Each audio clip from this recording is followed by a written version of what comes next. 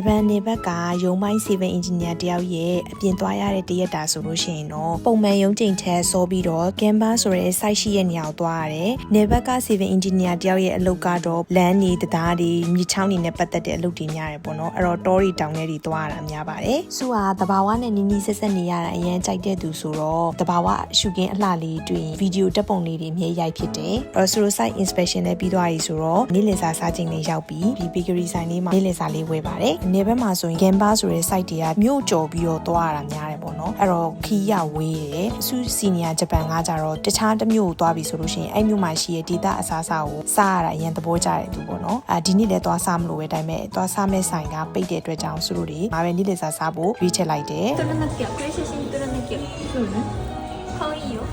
နေ့လည်စာလဲဝယ်ပြီးပြီဆိုတော့နေ့လည်စာပုံမှန်အားဖြင့်ကတော့ကားထဲမှာစားတယ်ဒါလေးကတော့ဂျပန်နေဘက်မှာရှိရဲ့ civil engineer တယောက်ရဲ့ Canva site တွေကိုသွားရတယ်တရက်တာမဟုတ်တဲ့အပိုင်းစာလေးတွေဖြစ်ပါတယ်ဂျပန်ရဲ့ civil engineering လုပ်ငန်းအတွေ့အကြုံနဲ့ပတ်သက်ပြီးတော့သိချင်တာတွေရှိရင်လည်းစုကို comment မှန်ခဲ့လို့ရပါတယ်အားလုံးပဲဘိုင်ဘိုင်ပါ